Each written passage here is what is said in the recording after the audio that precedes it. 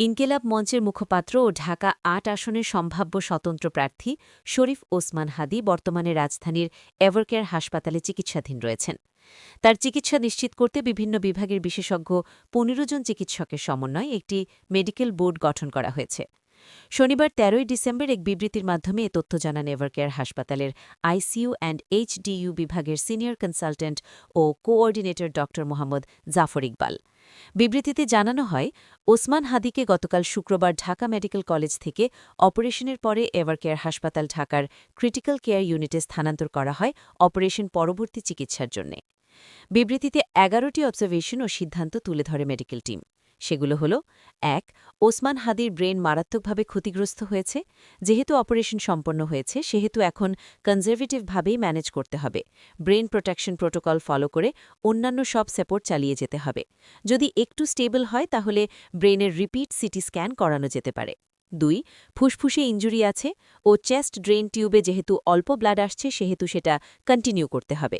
ফুসফুসে সংক্রমণ ও এআরডিএস যাতে ডেভেলপ না করে সেদিকে খেয়াল রেখে ভেন্টিলেটর সাপোর্ট চালিয়ে যেতে হবে। ৩.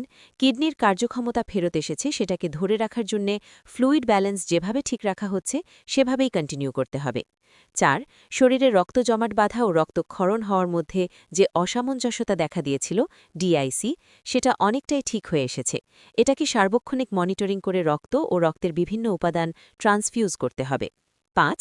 ব্রেন স্টেমে ইনজুরির কারণে ব্লাড প্রেশার ও হার্টবিট ওঠানামা করছে। ব্লাড প্রেশারের জন্য সাপোর্ট যেভাবে দেওয়া আছে সেটা সেভাবেই চলবে। যদি হার্ট রেট কমে যায় তাহলে টেম্পোরারি পেসমেকার লাগানোর জন্য টিম সার্বক্ষণিক রেডি আছে, সেটা লাগানো হবে। ৬.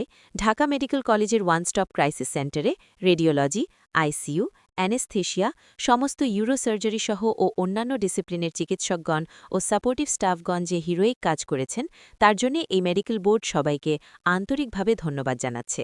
৭. বর্তমানে তার সার্বিক পরিস্থিতি অত্যন্ত আশঙ্কাজনক। ৮.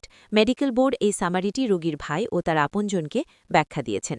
তারা চাইলে মিডিয়ার মাধ্যমে তার আপডেট দেশবাসীকে জানাতে পারেন। মেডিকেল টিমের পক্ষ থেকে আমাদের সবার প্রিয় শরীফ ওসমান হাদির জন্য বিনীতভাবে দোয়ার অনুরোধ জানানো হচ্ছে। ৯. অযথা কেউ হাসপাতালে এসে ভিড় করবেন না। কোনো ভিজিটই এখানে অ্যালাউড না। ১০. আমরা আপনাদের কাছে অনুরোধ করছি, কোনো অনুমান বা ভুল তথ্য প্রচার না করে মেডিকেল বোর্ডের প্রতি আস্থা রাখুন। রোগীর ব্যক্তিগত গোপনীয়তা ও মর্যাদা রক্ষায় সবাই সহযোগিতা করুন। ১১. আমাদের মেডিকেল টিম সর্বোচ্চ পেশাদারী ও আন্তরিকতার সঙ্গে তার চিকিৎসা চালিয়ে যাচ্ছে। তার শারীরিক অবস্থার উন্নতির জন্য মেডিকেল বোর্ড ও তার পরিবারের পক্ষ থেকে সবাইকে দোয়া করার জন্য বিনীতভাবে অনুরোধ করা হচ্ছে।